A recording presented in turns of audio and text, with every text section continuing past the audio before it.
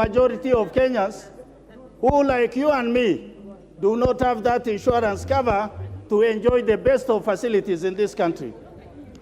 Honorable Speaker, the elephant in the room, why there is a lot of haranguing and complaints from the other side, is because the Kenya Kwanza government is saying, let us grow the tax bracket. Let us grow the economy. Because we have been selectively taxing the few who earn salaries and the few big companies. Today we are saying, let everybody who is within reach of taxation pay their tax. And I think that is the discomfort that we are experiencing. Honorable Speaker, this particular committee have done a good job.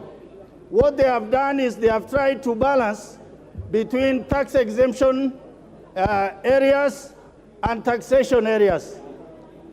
Finally, it is on the housing levy. Honorable Osoro said, in Kisii there is not enough land. In Marsabit, we have enough land. Sometimes we think what to do with that land. For that reason, if there's a constituency where the government is ready to build the 290 houses, I think they can come to Marsabit, and that land is available. Finally, the issue of housing levy, it is a saving, not a taxation. Kenya is considered to be one of the countries where people... Your time is up. Makali Mulu. Yeah, thank you very much, Honorable Speaker. Honorable Speaker, I want to start by swearing that I will say nothing but the truth only. Honorable Speaker, since this country became independent in 1963, projects have been funded, development projects have been funded, and the funding has either been through local revenue or debt. You are there. So this idea of people saying that development will not be able to be carried out because the bill will fail is a fallacy, Honorable Speaker. The second point, Honorable Speaker, is that we all say that Honorable Mwai Kibaki was able to multiply local collection by 5 times. There are 2 things which Mwai Kibaki did for him to be able to collect that kind of amount, Honorable Speaker. The first one was to ensure that Kenyans get value for money, so that the taxes they pay, they are able to get the kind of development they expected. And the second one was to build public trust, Honorable Speaker. Honorable Speaker, if you look at what is happening, Honorable Speaker, if you look at what is happening, Honorable Speaker. Order, Honorable Makali Mulu, there's a point of order from... Honorable Speaker, I did not intend to stop my brother from contributing, but I think there is a problem that has just occurred with our machines, Honorable Speaker. Yes. Since I came in, I have been number 5, and now it has gone completely off. And my immediate neighbor on my left is also experiencing a similar challenge, Honorable Speaker.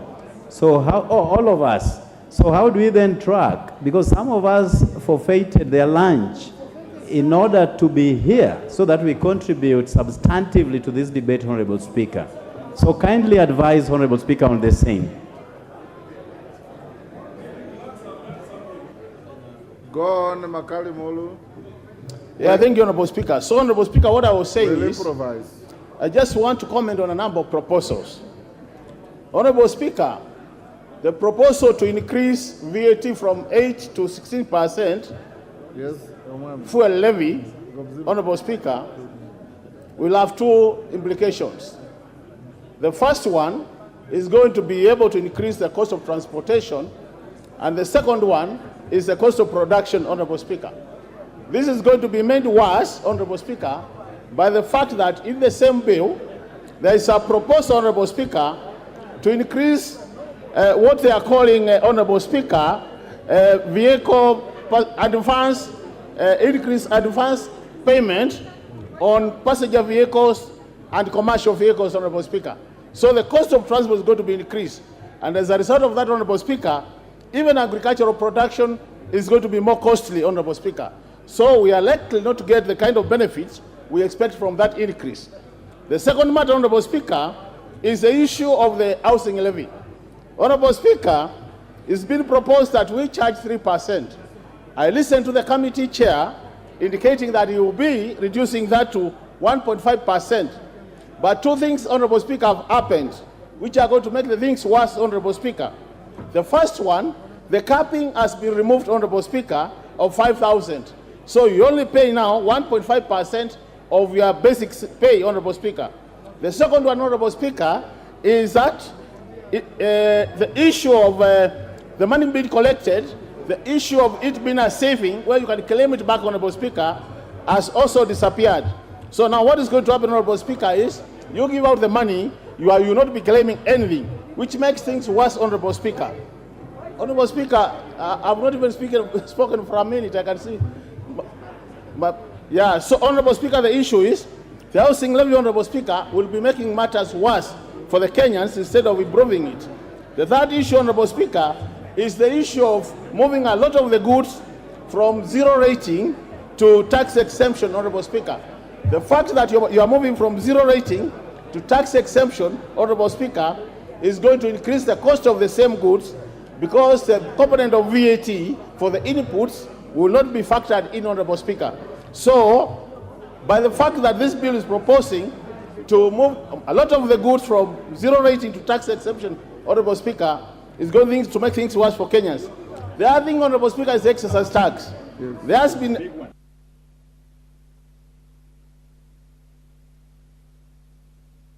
We'll even decide that already. Yes. But we'll...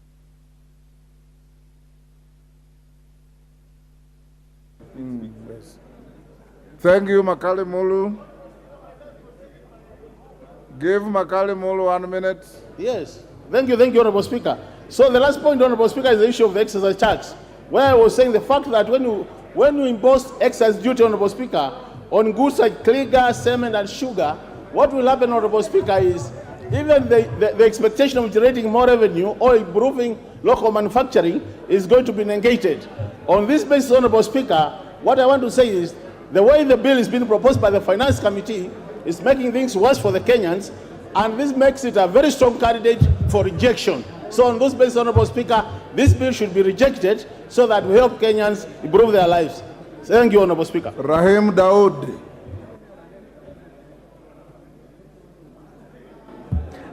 Thank you, Mr. Speaker. Mr. Speaker, I would want to support the finance bill. And Mr. Speaker, I have seen the minority whip here today. Honorable Junet Mohammed is here. And Mr. Speaker, I think he should be doing his work because this report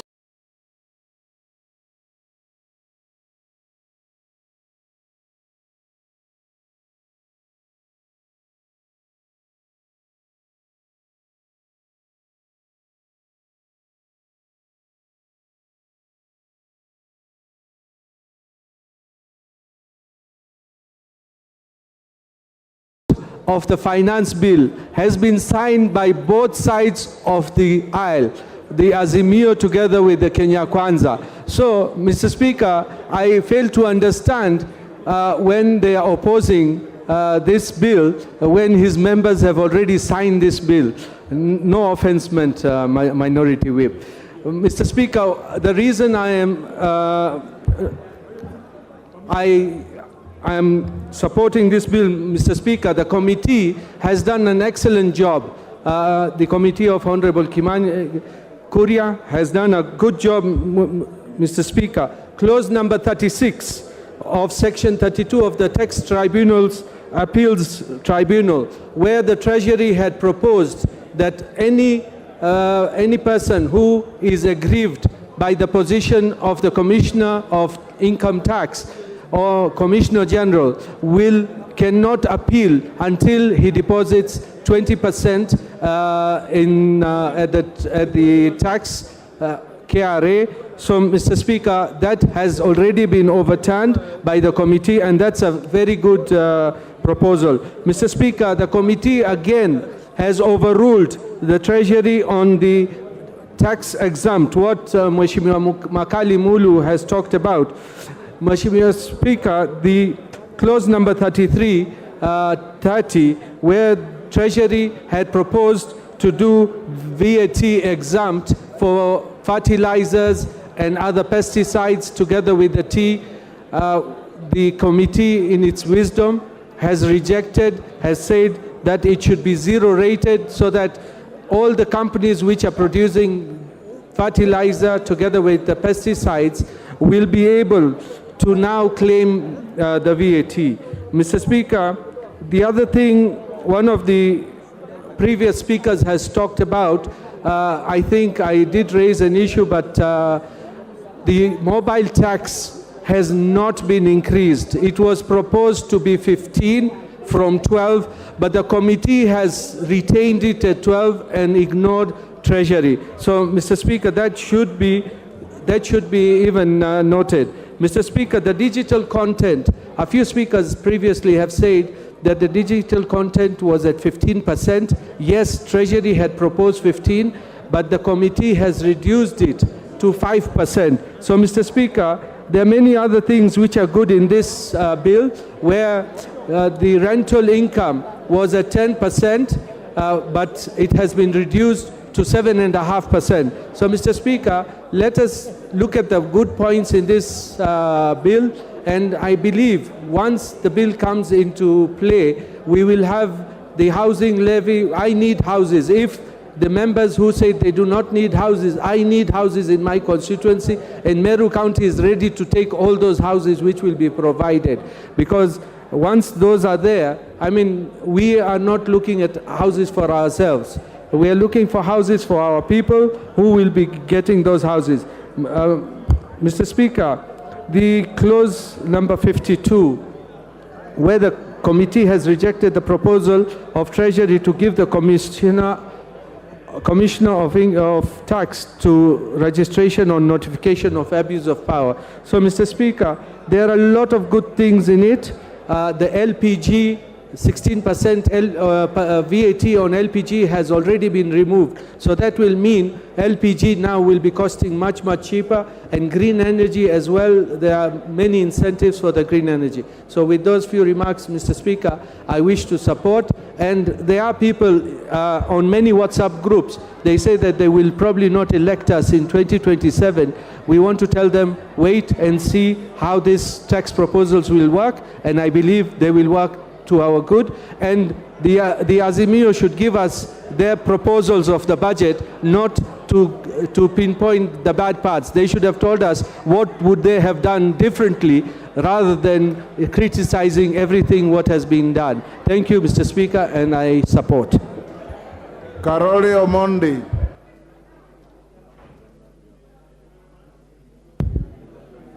Thank you very much, Right Honorable Speaker, for the opportunity to speak both on the report as well as the finance bill. Mr. Speaker, from my experience, there are three things that normally can tell you the trajectory a country is taking, one of which is the level of savings. The other is the number of patents you can find in that country, and the third one is the money that is allocated to education. And I'm very conscious of the fact that the estimates have been published, and with that in mind, I'm now ready to make my comments on the finance bill. I've noted in the estimates that there's an increment in CDF allocation, probably of 18 to 22 million per constituency. In my case, in Suba South, where we give each student 10,000 shillings, that would mean additional resources for 1,800 students. I've also noted that there's an increase in allocation for the educational sector. I've also noted that there's a reduction on rental income from 10% to tax on rental income from 10% to 7.5%. But most importantly, I've also noted that there's a reduction of budget deficit by about 400 billion, meaning there's generally a reduction on the debt appetite. Mr. Speaker, on the issue of housing levy, let me put it on record that this is one of those areas where the public collective is more important than the individual collective. There are many, many areas where generally the public have to pull together to realize what is called the public good, such as in insurance, medical insurance, and housing schemes. The housing scheme is a very good idea that I would like to support, and I'd like to put it on record that it has been part of our agenda as ODM for a very long time, from 2007. I would like to make it clear that there may be arguments, there may be disagreements on this issue, but for the general public good, the housing levy is a good idea. What I would suggest, there should be a guaranteed minimum return on those who invest in this scheme, which should be benchmarked by the treasury bill, rate for treasury bills, so as to protect the investments against inflation. I would also like to suggest that we should have very robust ring fencing against corruption associated with this project. And finally, I would also like to suggest that we remove the tax on the income received from investments made by the public on housing levy.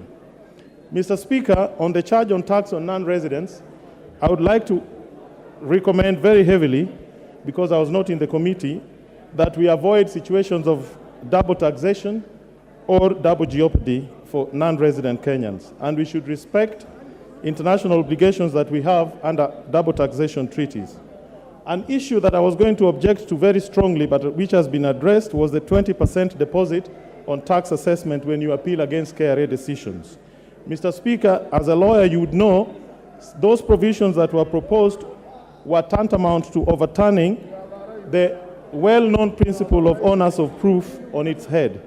But that has now been overtaken by events, and I'm very happy that that particular issue has been addressed. Mr. Speaker, on the issue of VAT on fuel, I understand very clearly that this is a conditionality from the IMF. But it also demonstrates how we do our politics in Kenya. It is very interesting that those who last year voted for the introduction of the VAT 8% are this year completely opposed to it. And those who opposed it last year are this year completely supporting it. But let me add my voice and say our economy is still very fragile. We can hardly see the early green shoots of a recovery. I would have wished to see very strongly that the 8% is not introduced on fuel levy because of the adverse impact it will have on everybody. On 35% tax, I agree with that. Those who earn more should pay more.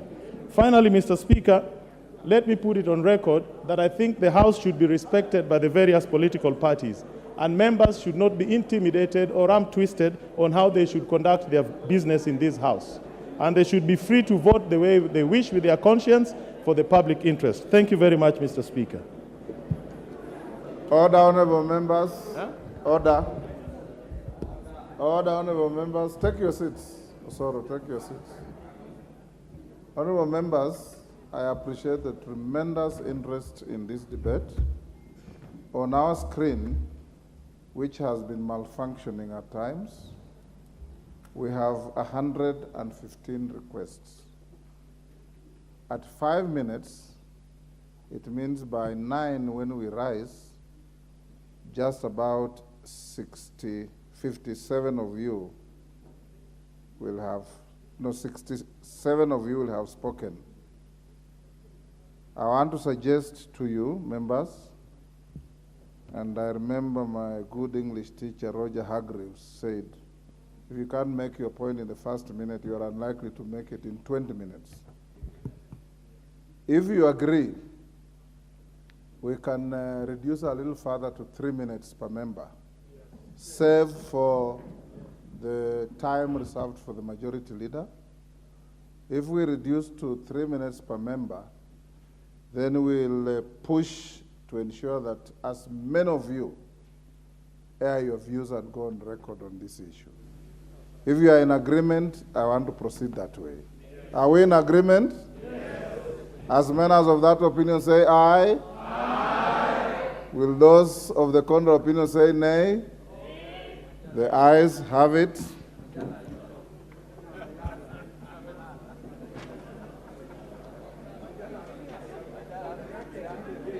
David Ocheng. Adjust your timing, 3 minutes. And honorable members, please reduce your trips to the chair. so that we can order honorable members. Please reduce your trips to the chair. We'll make sure everybody speaks.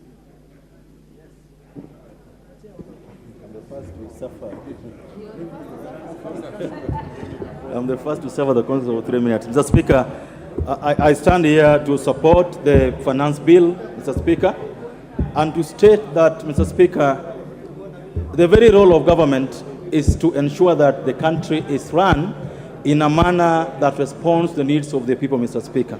Mr. Speaker, the needs of our people are diverse, are many, and can never be met within a year, 2 years, or even in a lifetime, Mr. Speaker.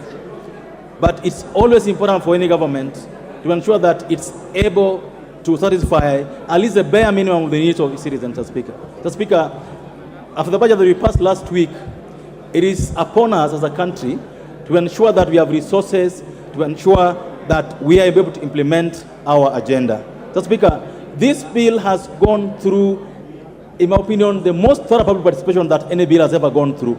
It's like we are changing the Constitution, Mr. Speaker, but we are not. We're just debating a bill that is going to help, Mr. Speaker, create jobs. Mr. Speaker, this bill has made proposals to put taxes that will ensure that you don't import so much fish, you don't import furniture, we don't import cement, we don't import paints. Mr. Speaker, the bill as currently done promotes job creation. And that's what we need in this country. We need more jobs, not fewer jobs, Mr. Speaker. And by ensuring that we are protecting the local industry, Mr. Speaker, we hope that more jobs will be created. Mr. Speaker, I'm happy with the committee on its recommendations on the tax on sugar. I was so worried, Mr. Speaker, that this was going to make our industries uncompetitive in EAC. Mr. Speaker,